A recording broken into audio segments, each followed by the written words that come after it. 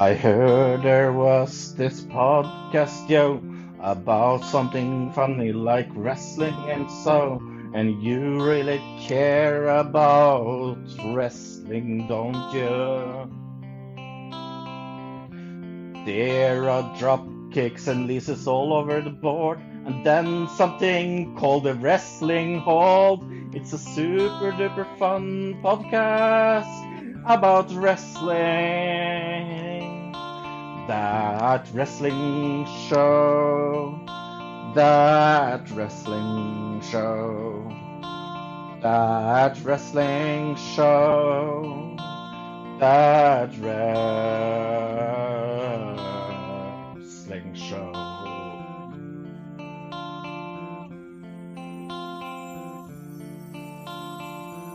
Well, Fro and Bill and maybe a guest or two is here to hold your hand and guide you through a podcast about wrestling.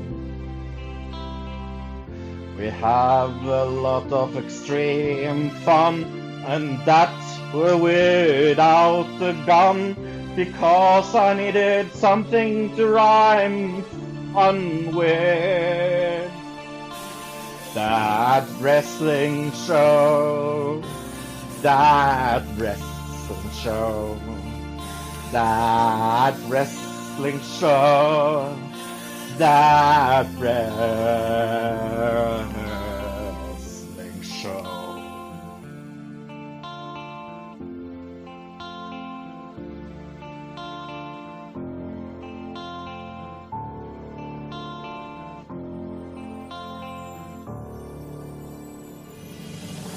Well, sit your behinds gently down and listen to our podcast sound and try to guess this week's pro question.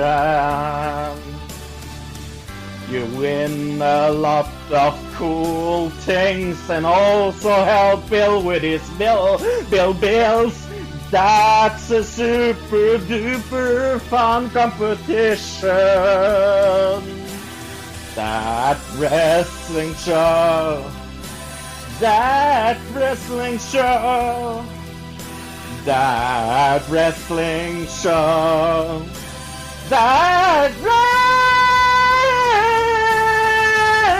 show.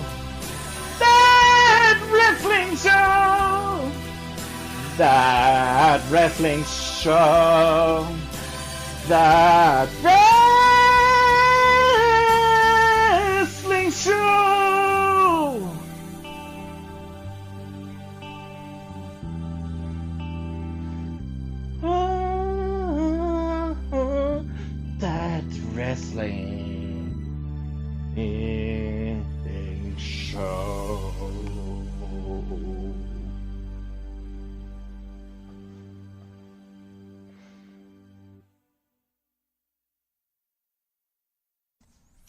Well, crikey, mate, welcome to another bloody episode of That Wrestling Show, the only bloody podcast where all wrestling matters. Yeah. Put some shrimps on the Barbie, won't you? Yeah. If you guys are listening to this, this is a little bit after the Super Showdown pay-per-view has ended. One of us did watch the show in its entirety, and it's not the one that you think. No, because it's not Bill. Exactly. Surprise of surprises. Yeah, no. This was this began at 11 in the morning for me. I was like, nice. Getting up, eating breakfast, watching a pay-per-view. Nice. I mean, like I said to Fro off air before we got on, I had a very busy evening last night because my nephews came over and we played, and I was just tired, so there was no way I was going to be able to make it through that whole show. So I will watch it and then later on, and then I'll give my review next week. So although next week's going to be a loaded show, we'll talk about that later on. But Yeah, but no, not going to review it. I will say that I thought it was a big meh, but we will talk about it next week. Right. However, this week we will be reviewing a pay-per-view that happened. Yeah. Death Before And what a Dishonor. pay-per-view. Oh boy, I think we might be disagreeing on that one. I didn't mean in a good way. Oh, okay. I meant, what a pay-per-view. Oh yeah, definitely. Nope, it was not a good pay-per-view. But we do have some other news to talk about. And I want to start off with some good news about a former WWE employee that you guys might be seeing in a few weeks for the 1000th episode of SmackDown. Oh, yeah. And that is Vickie Guerrero. She recently was named one of the recipients of the 2018 WWE Talent Scholarships. This is offered to former WWE employees who are in college and are, trying to get their degree. And Vickie Guerrero recently was named one of the recipients. In an interview from WWE.com, she said, "I am honored. I've always considered WWE my second family, and for them to recognize that I have this dream of graduating and continuing my education has motivated me even more to keep continuing what I'm doing."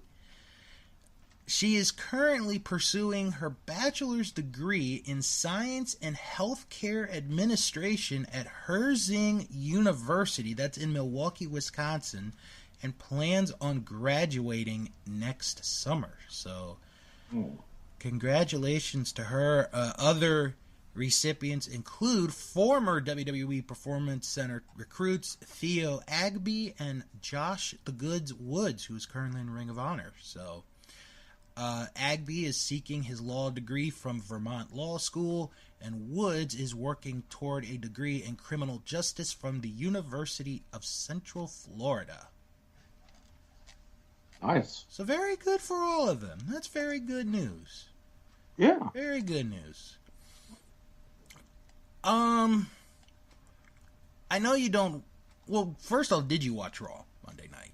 No. Oh my gosh. Okay. No. You missed perhaps the single best way to get heat in a long time. Luke showed me the clip. Oh my gosh, it was great. Yeah, it was amazing. So I have never ever seen people boo that much over a basketball team. Over a basketball team. Yeah. So, for those who don't know what we're talking about, Elias and Kevin Owens were on Raw, obviously, because AKA the best thing about Raw, according to Luke. I definitely agree, 100%. Yes. So, Kevin Owens, talks about how there are some things that don't make sense. And Elias is like, yeah, just like Seattle having a professional basketball team. It doesn't make sense. And, oh my God, the whole crowd just lost it. I mean, and it wasn't like a short boo. It was forever and ever and ever. Yeah. Because I'll tell you what happened. I had changed the channel real quick to check something. I go back to Raw. The next thing I hear and see are these people continuously booing. And I'm like, what the hell happened? And if you didn't watch the video, folks, this goes on for like 5 minutes. This is 5 minutes of consistent booing. And it was so great. And then there's one point where KO goes to Elias and he's like, I don't know what we're doing here. I don't know what talking about because KO's not really a sports person. He has admitted that he's not a sports person. So they just milked the hell out of that. It was so great. Oh my gosh. I mean, like, I watched a video on YouTube yesterday where they were talking about that and how some former Seattle Sonics players commented on that. And I was reading comments, and it was like, oh man, they got it wrong. Roman Reigns, when he beat Undertaker, and then the next time. Because they were talking about that, and...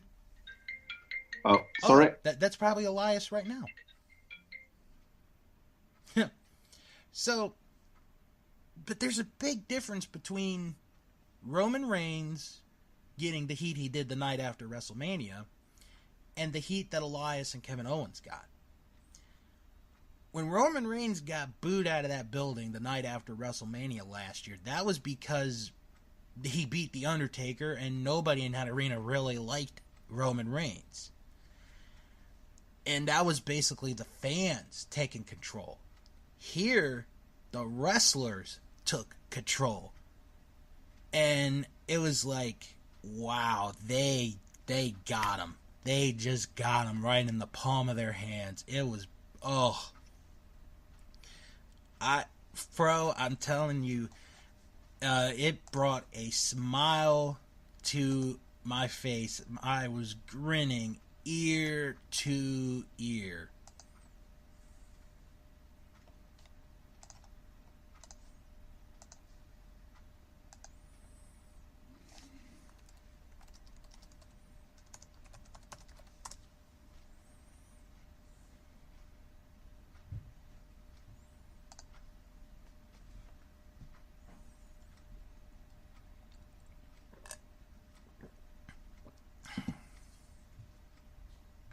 Sorry about that. It's okay. I can start it back up.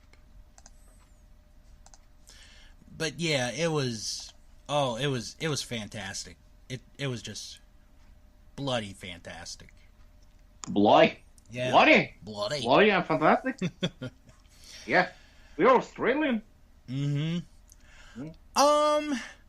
This month is a very big month because there's going to be just about some form of pay-per-view every weekend this month in October. Obviously today with WWE Super Showdown.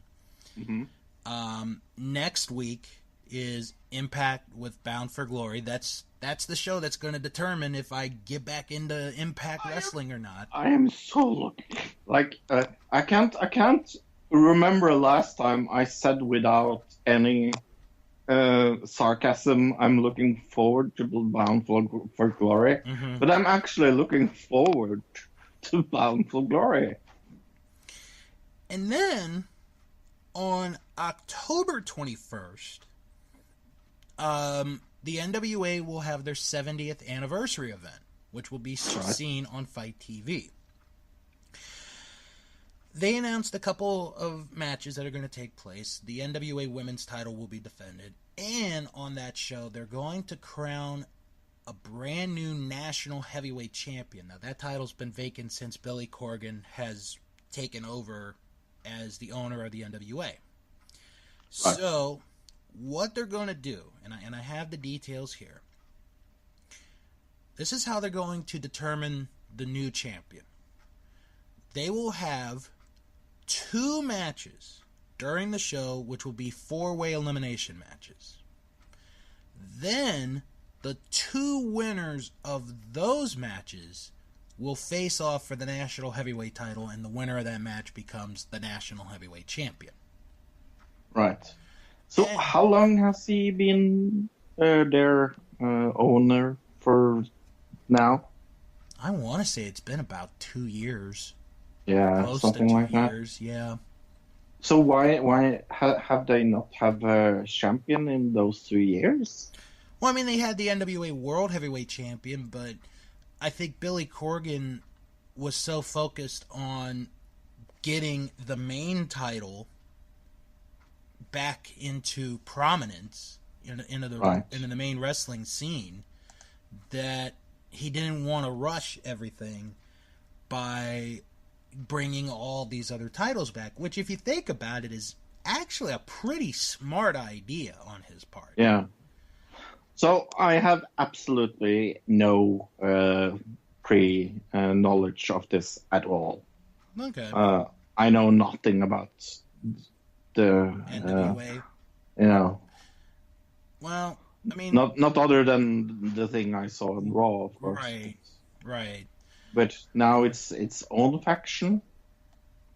Yeah, it's been around since 1948.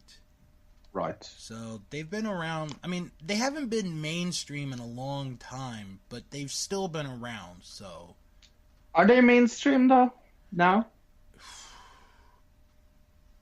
I mean, they're not like WWE or Impact or Ring of Honor, but they're getting there. Right. So where is it shown?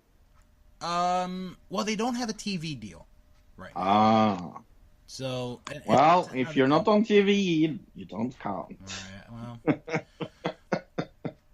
Although, yeah, but I'm sorry, it is that easy because, yeah, I mean, if I can't watch you, how can I watch you? Right. Well, they have a tremendous channel on YouTube where they follow whoever the world's heavyweight champion is. Right. And it's been pretty good. Like, I've seen their videos. It's been pretty good. So if you follow them on YouTube. But sticking with Billy Corgan, he had a really good week this week. Because he and his partner welcomed the birth of their second child. They had a girl. Ah. So I'll read the comment that he posted on Instagram because there is a picture of the baby. Please welcome Philomena Clementine Corgan, the latest addition to our family. Pictured here with her brother Augustus Jupiter. This makes 8, counting, and I'm sure these are either these have got to be like animal pet names. I don't know. Chloe, Angel Face, Diamond Baby, Chin Chin, Ling Ling, and yours truly. Yeah, I hope that is not kid's name. Who knows? But I mean, Chris is Levitas. That's all I have to say. Right. Yeah. But in all seriousness, congratulations to Billy and his partner on the birth of their second child together, which is really cool news. We talked about Joey Janela last week and how he got injured really bad. The AC, or it was like the MCO and the PCL, and he had surgery this week. He is going to be out of action for 9 to 12 months. Lie. And because of that, he is being stripped of the WWN title, which is the promotion that has Evolve and Shimmer and Shine and all those other promotions. Hoping the best for Joey. Like I said last week, take some time. Don't rush back. You got a bright future ahead of you. Just don't rush back. So a new champion will be crowned on October the 28th at Evolve. Guess who came back this week? Who? Neville. Oh. Well, actually, let me take that back. Not Neville, but Pac. His original name before he went to WWE. He made a surprise return to Dragon Gate in a tag team match. So it looks like he is wrestling again and probably going to be in Dragon Gate for a while. Okay. So, because there'd been some rumors that because there was a video that came out earlier this week from Tetsuya Naito that a new member of Los Ingobernables was going to debut this coming Monday as part of an 8-man tag match, and some people think that it's going to be Neville. It's just going to be Neville. But he returns to Dragon Gate, which is where he got his fame in Japan. So don't put your hopes up on, him being in New Japan. I think he's going to be in Dragon Gate for a while. So, yeah. Did you watch this week's Mae Young Classic? I did. Okay, I did as well. And I actually watched it on a Wednesday because we both thought we were recording on Thursday, but certain, situations came up and we couldn't do it. So, let me get my bracket out real quick because honestly, I thought this was the best episode yet. Yes. Oh, definitely. By a long shot. Toni Storm fought Hiroya Matsumoto in the opening match. Very good match. Yes. This was a good match. If it wasn't for one other match, this would have been the match of the show. This really. Oh, it was really close to be. So Toni Storm advances into the quarterfinals. Then we had Casey Catanzaro against Rhea Ripley. This was a good match. Catanzaro, she's gonna improve, as she gets along. I'm not saying she's the most improved person of all time. She's only been doing this about a year or less than a year. She's gonna improve. It's gonna take time for her. But I think what she's got down is the whole underdog factor because she's 5 feet tall. She weighs about 100 pounds. She's got that part down. If she can develop more in the ring, I think there's something big with her. There could be something really big coming with her. Oh, I think she's really good. But Rhea Ripley advanced in the tournament. Yeah. Then we had Lacey Lane against Tanara Conti. This was the shortest match of the show. Yeah, and the worst. It was, but part of me was like, maybe they didn't get enough time. Yeah. It felt rushed. Yeah, it did. Lacey Lane got the win with the crucifix bomb to advance to the quarterfinals. And then there was the main event of this week's show. Holy so shit. Yep. Miko Satomura and Mercedes Martinez. I'd say right now the best match of the entire tournament was definitely. that match. It was so incredible. If you have not watched this match, folks, go out of your way to see this match. I would rate this a 9 out of 10 match. It was incredible. Yeah. It's at least an A for me. Oh yeah. At least an A. That's how good the show or that match really was. And I gotta be honest, I was a little surprised with how the result ended. I thought Martinez was gonna win, but Satomura came out with the victory in an incredible match. And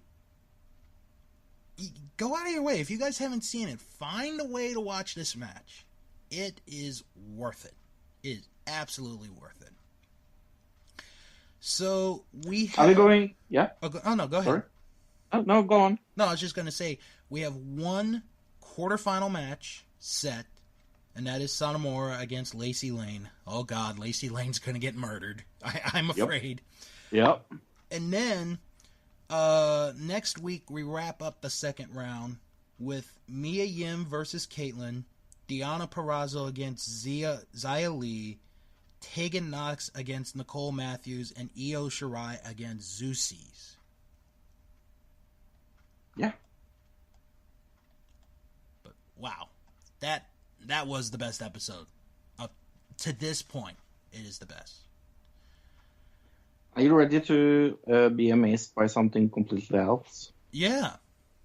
We're going on a little road trip. Are you ready? Oh, yeah. Do you mind if I don't have my wallet with me? Yeah. Toot toot. Okay. Ot. Oh, no. We're going on a road trip. Okay.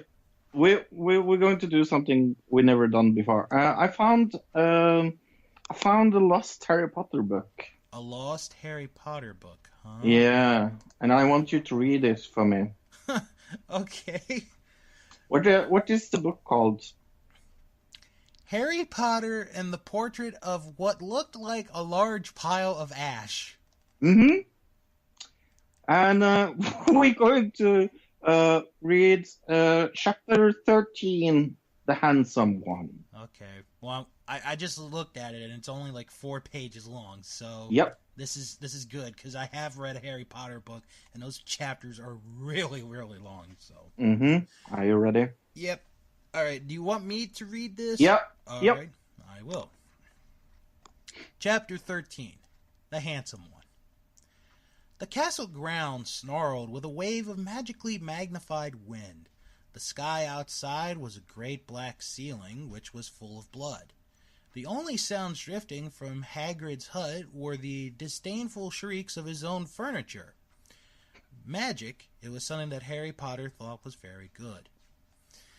Leathery sheets of rain lashed at Harry's ghost as he walked across the grounds toward the castle.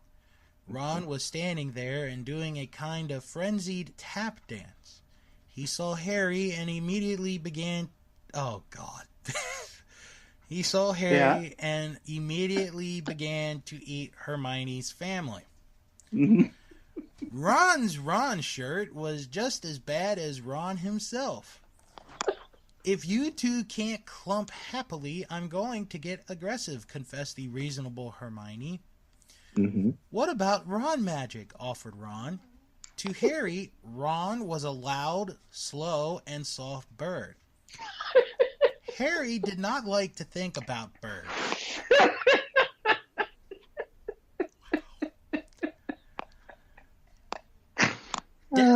Death Eaters are on top of the castle. Ron bleated, quivering. Ron was going to be spiders. He just was.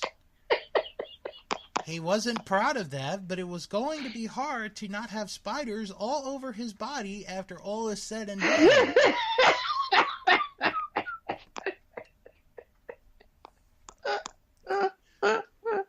Look, said Hermione, obviously there are loads of Death Eaters in the castle. Let's listen in on their meetings. The 3 complete friends zapped onto the landing outside the door to the castle roof. They almost legged it, but witches are not climbing. Ron looked at the doorknob and then looked at Hermione with searing pain. I think it's closed, he noticed. Locked, said Mr. Staircase, the shabby-robed ghost. They looked at the door, screaming about how closed it was and asking it to be replaced with a small orb. The password... Yes, what was the password? The password was Beef Woman, Hermione cried. Harry, Ron, and Hermione quietly stood behind a circle of Death Eaters who looked bad. I think it's okay if you like me, said one Death Eater. Thank you very much, replied the other. The first Death Eater confidently leaned forward to plant a kiss on his cheek. Oh, well done, said the second as his friend stepped back again. All the other Death Eaters clapped politely. Then they all took a few minutes to go over the plan to get rid of Harry's magic. Harry could tell that Voldemort was standing right behind him. He felt a great overreaction. Harry tore his eyes from his head and threw them into the forest. Yeah, he threw his eyes from his head. Grabbed his eyeballs, pull them out. Mm-hmm. Voldemort raised his eyebrows at Harry, who could not see anything at the moment. I wonder why. Was it because he took his eyes and threw them, maybe? Voldemort, you're a very bad and mean wizard, Harry savagely said. Hermione nodded encouragingly. The tall Death Eater was wearing a shirt that said, Hermione has forgotten how to dance. So Hermione dipped his face in mud. Ron threw a wand at Voldemort and everyone applauded. Ron smiled. Ron reached for his wand slowly. Ron's the handsome one, muttered Harry as he reluctantly reached for his. They cast a spell or two, and jets of green light shot out of the Death Eaters' heads. Ron flinched. Not so handsome now, thought Harry as he dipped Hermione in hot sauce. The Death Eaters were dead now, and Harry was hungrier than he had ever been. The great hall was filled with incredible moaning chandeliers and a large librarian who had decorated the sinks with books about masonry. Mountains of mice exploded. Several young pumpkins fell out of McGonagall. Dumbledore's hair scooted next to Hermione as Dumbledore arrived at school. The pig of Hufflepuff, almost read that as Heffalump, the pig of Hufflepuff bulged like a large bullfrog. Dumbledore smiled at it and placed his hand on its head. You are Hagrid now. We're the only people who mattered. He's never going to get rid of us, Harry, Hermione, and Ron said in chorus. The floor of the castle seemed like a large pile of magic. The Dursleys had never been to the castle, and they were not about to come there in Harry Potter and the portrait of what looked like a large pile of ash. Harry looked around and then fell down the spiral staircase for the rest of the summer. I'm Harry Potter, Harry began yelling.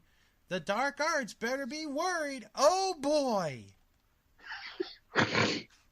Oh, this is so fun. What in the blue hell did I just read? So, this is made by someone called Botnick. And what Botnick has done is he has fed every word of every Harry Potter book into a program. Mm-hmm. And he has used only words that is in Harry Potter books to write a new chapter. Oh, and it's randomized. So yes. So when it comes up, it makes absolutely no sense. So yeah. Well, you got that right. It made no freaking sense whatsoever. Go to botnick.org, everybody, and you can read things like that. Oh my goodness. Oh, wasn't that fun? Wow. Harry Potter and the pile that looked like a large pile of ash there. Yep. Real quick, let's check on how Johnny Nitro Mundo, whatever his name is, doing in Survivor. Yes. So, Fro, is he still on Survivor? Is he? Yes, he is. He is. He is. He is. Nobody fell down this week, but he's still there. Nobody fell, but we did have somebody voted out, and it was Jessica. Yes. Jessica was voted out. So a little bit of Jessica, oh my God. There's your Survivor update on Johnny Impact. Let's talk about the bad pay-per-view. Oh, yeah. And I never thought I would say those words about Ring of Honor. I never thought I would. I'm so happy we did something fun like Harry Potter for that, because this is one boring mess. Well, until about the end. Yes. It was about towards the end where it got good. Yes. The end is good. The rest is I have a lot to complain about with this one. Oh, so much. Okay, let's begin. All right, let's begin. First complaint, the commentary team. Yep. Ian Riccaboni, who for some ungodly reason is their lead commentator. I have no idea how this guy became the lead commentator for Ring of Honor. I don't think I've heard him before. Oh, you would have been more thankful not hearing him. Well, yes. And I don't want to hear him ever again. I put down, I miss Raw commentary team. Wow. Yeah. That's how bad it is. Now normally, Mm-hmm. The other commentator is Colt Cabana. Yeah. And it's like, okay, this evens out. You know, I can deal with Colt. Colt's, Colt's going on the mic. He's good. I can deal with him. Mm-hmm. He's not on commentary tonight. We'll tell you guys why. No. We'll tell you guys why a little later. Yes. Replacing him is Caprice Coleman. Who? Well, he's a wrestler. He's been around for a while. And I thought to myself, okay, I'm going to give him a try. You know, I'm going to give him a try. I'm going to give him a shot. Let's see what we get. Well, we go into our first match, which is Jushin Thunder Liger against Kenny King. Yeah, why was this first? To be honest with you, Fro, looking at this card, I don't think there could have been another match that could have gone first than this one. True. For the most part, this is a good match. Oh yeah, this is an okay match. Mm-hmm. And then this is where commentary starts to get bad, real bad. Because if you haven't watched Ring of Honor, Ian Riccaboni is the poor man's version of Mauro Ranallo. And what I mean by that is... That's exactly what it is!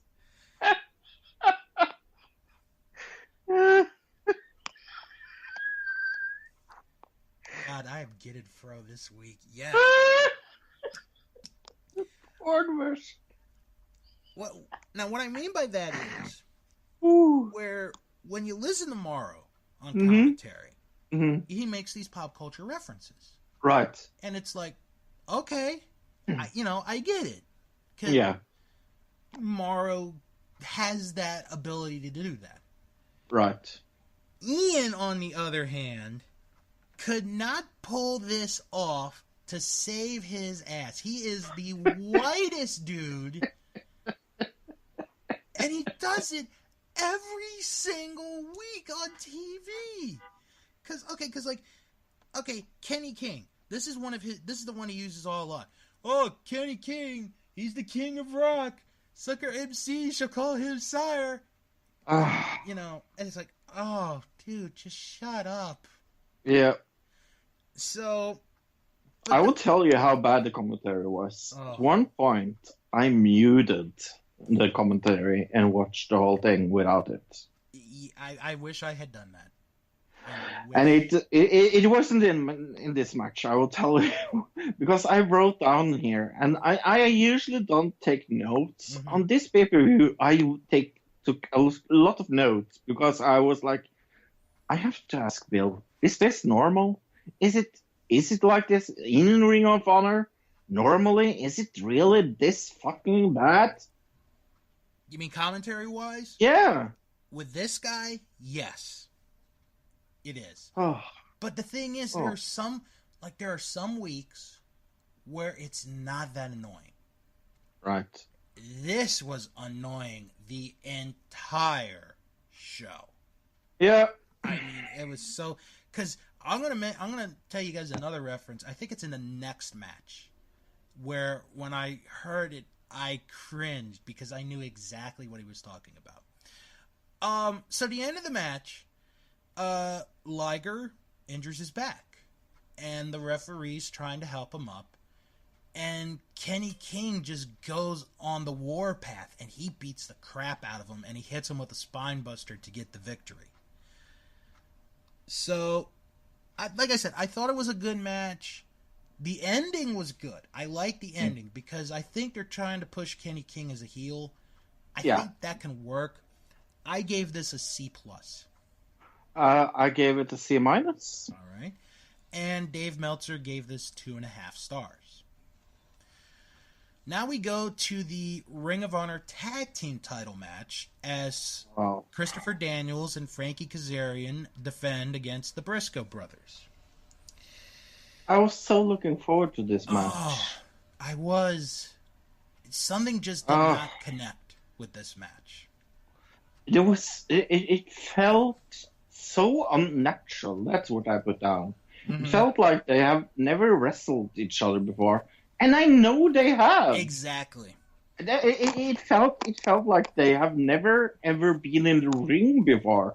It felt like uh, two teams that never had any chemistry, that never ever had any like sparring time, and I've actually seen a match between them before. And And I they're was like, good. yeah, and they're good. So I put down, what the fuck is going on? Yeah. Why is this so bad? Now, this is where Ian Riccaboni Oh, makes the worst reference. hmm I never thought. Okay, now, for those of you who are listening for the very first time, welcome aboard. Um, I'm a teacher's aide. I work with special needs kids, hmm so there are times where like we might do like a little dance break and play a song or two, just to help the kids get along, get them going. Ian makes this reference. Fro, when I heard the reference, I shook my head. I know you're not going to get it. I know you're not. So I'll explain it. So Ian Riccaboni says, and I quote, "His hands are high, his feet are low. That is how he popsy goes." Popsy-go. Popsy-go. Fro, it's a kid's dance song. Okay. He made a reference to a freaking kid's song. And Caprice is yelling, laughing in the most annoying way possible. Yeah. It was so bad. I cringed. I cringed. Oh, it was This was so bad Oh, that this laughter of his, this is where I said, and it says in my notes, I turn off the sound. Fro, I cringed. I was like, oh Oh, so God. bad. So during the match, referee takes a bump, Yep. and then Frankie Kazarian accidentally gets cut in the back of his head. Yeah. Looked, Fortunately, he's okay. didn't look good though. No, it did not. It really did not. Nope. Briscoe's got the win to retain the tag titles with the J Driller. I gave this a C. I gave this a D minus. This could, and I agree with you. This could have been so much better. Yeah. Meltzer gave this 2 3/4 stars. So then we go to the Women of Honor title match, which is Tennille Dashwood challenging Sumi Sakai for the title. And I'm going to say this again. I was so looking forward to this. I didn't think it was as bad as some people are making this out to be. I did not think. Oh, this was awful. This was a tremendous piece of shit. I mean, I'll say it here, and it's nothing against Sumi Sakai. It's really not. But when you're crowning your first champion, you shouldn't put the title on a 40-plus-year-old woman. No, that can't wrestle. I'm going to say it. It was the wrong move. Mm-hmm. And I think yeah. No, I was gonna say I think they're feeling the effect of it right now. Yeah. Because when they had the tournament, it was like, okay, Tennille could win the tournament. Yeah. Kelly Klein, who was a heavy favorite, could have won the tournament. But Yeah. they ended up going with Sumi Sakai. Yeah. Like I said, I didn't think it was a bad match. The story I did. was Dashwood had tape on her shoulder. So, Yeah. she's got a legit shoulder injury. But she goes through with this match. In the end, Sakai puts on an armbar and Dashwood doesn't tap out. She just passes out from the pain. Mm-hmm. And Sakai retains the title. Yeah, no, this is awful. I actually gave it a B minus. Like I said, I didn't think it was that bad of a match. I gave this an F plus. Meltzer gave it 2.25 stars. Oh, too much. Then we go to our third title match in a row. And why? Here's one of my problems. Like, okay, those two title matches that was before that, one was awful, and one was okay. Right. I mean, it was okay, but okay. I was also like thinking, okay, this can't be anything worse, can it? Yeah, Can it? About that. Next match. Yes, it can. Next match, the Ring of Honor television title. Yeah. Chris Sabin challenging champion Punishment Martinez. Uh-huh. I'm gonna be honest. This was my least favorite match of the show. Mine too. I just could not really get into this match.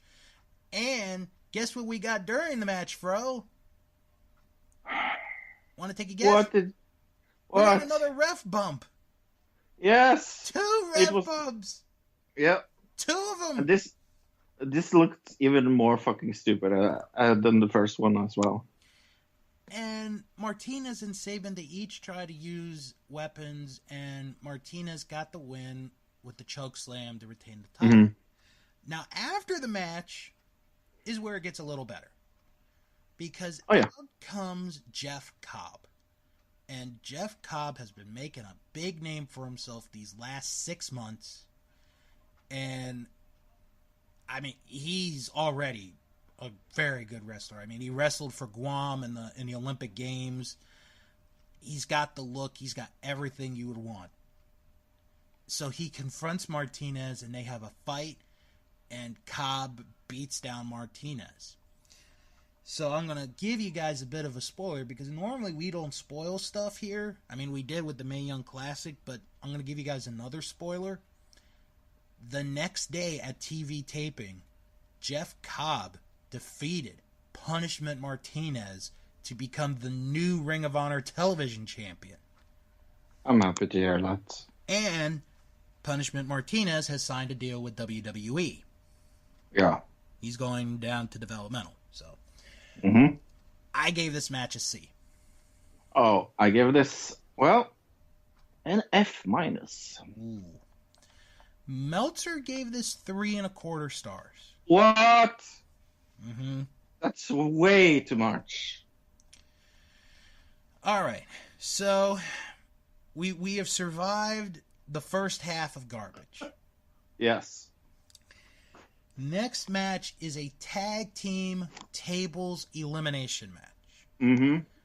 Where Silas Young teams up with Bully Ray, who is hands down the biggest heel in Ring of Honor, against Colt Cabana and Flip Gordon. So Cabana is actually wrestling on a pay-per-view. So these guys, they're fighting each other. And then Bully Ray starts going after Ian Riccaboni. Mm-hmm. Because Riccaboni has made previous comments over and over again about Bully Ray. And then we get the greatest 5 minutes of the entire pay-per-view. Yep. Because Ian Riccaboni leaves the commentary station. Yep. To go help Colt Cabana. And here's the funny thing. Here's where I turned the sound on again. Because he's gone! He's gone! He's gone! And then here's the thing. Caprice is not that annoying without him. No, he's not! He's not! He's not! So, it's not really Caprice's fault. No. At all. It is not. No. Because Caprice is like, What are you doing, Ian? You're being stupid. Get back over here. So, Cabana gets put through a table. He's eliminated. Yeah. And then Bully Ray grabs Riccaboni, and I'm like, please, just kill the man. This will make the rest of my night. Just kill the man. Mm-hmm. He doesn't. You son of a bitch. You had one job. You had... Just put him out of his misery. Put us out of our misery. Take him out. But he didn't do it. So it becomes a 2-on-1. Bully Ray goes through the table. Surprisingly. I was really surprised. I didn't think he was going to go through the table. So it comes down to a 1-on-1 situation. And guess what happens, Fro? What? Is it another ref bump? Another ref bump. The third ref bump of the show. It was so irritating. I saw it coming. Here's the thing. I was watching it and I was like, I was half keeping it an eye on it on this point because I was so fucking bored of my mind because it was such a bad paper. And I was watching it, and I saw Bill Ray going through the table, and I was like, okay, this is cool. It's turning out, and the ref gets a bump. I was like, what the fuck? Are they trying to get the ref bump into every match on this paper? But Fro, here's the thing. I've been a Ring of Honor fan for almost 15 years. I have watched so many of their shows, their live pay-per-views, even their taped pay-per-views when they used to tape their pay-per-views years ago. Right. I have never watched a Ring of Honor show where they have had 3 referee bumps on the same freaking show. And after each other as well. Yeah, 2 of them were back-to-back. Yeah. So, the end of the match, Flip puts Silas Young through a table. He wins the match. But the referee is still out. Yep. Bully Ray comes back up because he never left the ring. He hits Flip with a chain, knocks him out. He switches Silas Young's body with Flip on the table. The ref wakes up. He sees Flip Gordon as the one that went through the table, not Silas Young. Calls for the bell. Silas Young and Bully Ray win the tag match. Genius. It was really good. Yeah. It was really Here is where I felt kind of the pay-per-view switching a little back. I was like, whoa, this is a cool idea. I like this. Oh, yeah. Yeah. I gave this a B. Oh, this is definitely B. Meltzer gave this 3.25 stars. Mm-hmm. Now we go to this match, which is a really good match. Mm-hmm. A 10-man tag team match where members of Chaos, Chuck Taylor, Beretta, Rocky Romero, Tomohiro Ishii, and Kazuchika Okada faced Bullet Club, Young Bucks, Hangman Page, Marty Scurll, and Cody Rhodes. And here's the thing. I thought this was going to be a clusterfuck because 10 men, the rest of the pay-per-view hasn't been that good. Mm-hmm. I was like, okay, this is a 10-man tag team match. Right. I wasn't excited for this. But this proven me freaking wrong. Now, something to point out, and I want to get this note real quick out of the way. Nick Aldis was there for commentary. Right. Nick Aldis lost the NWA World title to Cody at the All In show. Right. During the match, he announces that at the 70th anniversary show, which we mentioned earlier, now it was originally announced to be a world title match, which is still going on. It is now a 2 out of 3 falls match for the world's heavyweight title. I like that. So I'm excited for that. That pretty much convinced me to get that pay-per-view. I mean, it can't be worse than this pay-per-view, so... I don't think so. But anyway, this was a fun match to watch. Oh, this was so much fun. This was really fun. You got to see a lot of high-flying moves, a lot of Yes. action, and Yes. believe it or not, and It wasn't a clusterfuck. yeah, that too. Tomohiro Ishii, who is the last person you'd think of ever doing a jumping move, climb to the top rope and hit a flip on everybody out at ringside. It looked really good. There's too many notes, to go through in this match. The end of the match was Skrull getting the crossface chicken wing on Romero to tap him out. And Bullet Club got the win in a really fun match. And this really got the crowd back into it. It really did. Because the first half of that show was pure shit. I'm just going to be honest. It was pure shit. Second half, so much better. What grade did you give this one? I gave this a B+. I gave it an A-. Mm-hmm. And Meltzer gave this 4 stars. Mm-hmm. And we now go to the main event. Thank heavens this was good. Oh, Ring of Honor World Title match. Will Ospreay challenging Jay Lethal for the title. Wow, this was a really good match. Yeah, this was the match of the night. A lot of technical wrestling, a lot of high flying. You had a story told. Yeah. And at one point, the ring announcer accidentally got knocked out. Not the referee, the ring announcer. The ring announcer, so it doesn't count. Right. Poor Bobby Cruz. That's 2 shows in Vegas in a row where Jay Lethal has accidentally knocked him out. But the story that I really liked was Will Ospreay was contemplating getting the title and using it on Jay Lethal. Like, he contemplated using the title, hitting Lethal with the title. And Lethal at one point was like, do it. Just do it. And Ospreay didn't. And I thought that was really good. I really thought it was. Yeah. Really good back and forth match. Jay Lethal gets the win with the lethal injection in a really good match. And then we get the post-match. After the match, we see red balloons go up in the air. Mm-hmm. And it's not Pennywise from It.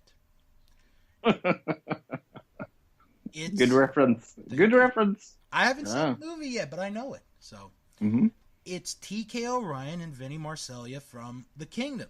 They come from the crowd and attack Ospreay and Lethal. So they put a beat down on Lethal. Jonathan Gresham comes out to try to help. And he gets beat down. Lethal makes a comeback. And then all of a sudden, here comes a guy with a hood over his head, and he knocks Lethal out. And literally, a second and a half before the reveal, Caprice Coleman yells, "It's Matt Taven!" And it's like, oh, you dumb idiot. Yeah. Thanks a lot. It was like, I was so fucking angry.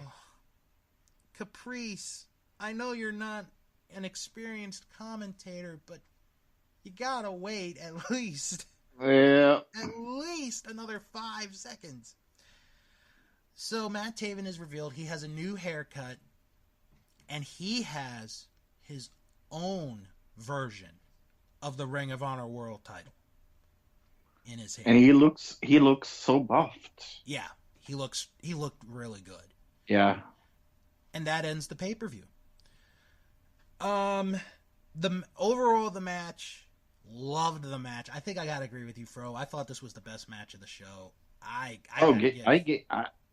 gave this an A. I gave it an A-, but it just beats out that 10-man tag. Yeah. To real quick, because I didn't put the poll on our Facebook group. The subscribers of the Observer newsletter, they put in their vote. 93 people gave the show a thumbs up, which is about 58%. 25 people gave this a thumbs down, that's 15.5%. And 43 people gave it a thumbs in the middle. The best match that they voted was Lethal versus Ospreay, which we both agreed. And the 10-man tag was the other one that got the most votes there. Least favorite match was Sumi Sakai and Tenille Dashwood. Yeah. I'm just going to say this for the record. If anybody in Ring of Honor, I don't care if you're a wrestler, I don't care if you're an executive, I don't care if you work at the merchandise stand or listening to this, please hire me to be the commentator, the lead commentator for Ring of Honor. I could do so much better than Ian Riccaboni could ever do. I mean, my God, that was... Fro, I can't believe I'm going to say this about Ring of Honor. I really can't believe it.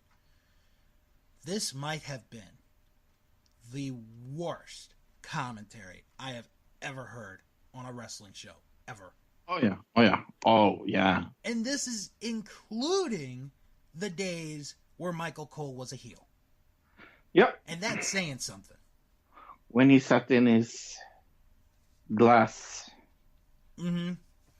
thing. Because I think Riccaboni must have made at least 12.5 pop culture references that just fell flat. Yep. Get him... Awful.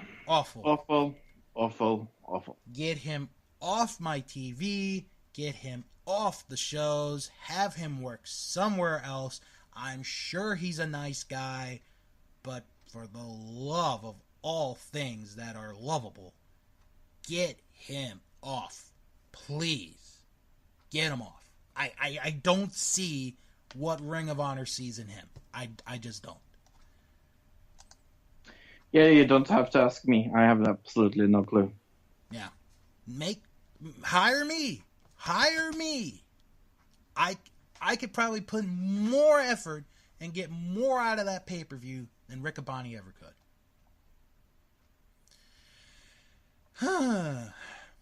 Well, unless there's anything else you want to discuss. Nope. All right. Let's wrap it up, and we'll tell you guys what we got in store next week, because next week's, oh my God, it's a loaded show next week. You can follow the show on Twitter at WrestlingShow11. You don't follow Fro, because Fro's not on social media. Nope. And will continue to be that way until he tells me. You can follow me on Twitter at House of Bill. Join our Facebook group. It is That Wrestling Show Fan Club. We're only 8 members away from 300. Let's get to that 300 mark, folks. I know we can. And and I just want to say real quick, I want to thank Steve Miller, who during the Super Showdown was actually up watching it. So Steve, you have my blessings forever and a day, along with Fro, but Fro's not in our group right now because he's not on social media. So I'm not on any social media. Exactly. Stop pushing me. I know. I'm not. I'm not coming back. Okay. Check out the website, thatwrestlingshow.com. Visit the Patreon page, patreon.com/Bill's World of Podcasts. Fro, what do you got? I know what you guys did this week on Another Digital Citizen, but why don't you tell everyone what you all did?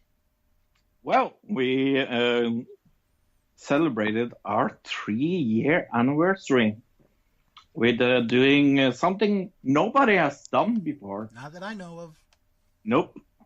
We recorded a 30-minute podcast from Friday to Wednesday every day and put it together in one podcast. Yep. And I'm a part of it, so check it out if you guys want to listen to it. Yep. This week on Shark's Pond, Fro and I, we'd give our thoughts on the latest South Park episode, A Boy and a Priest.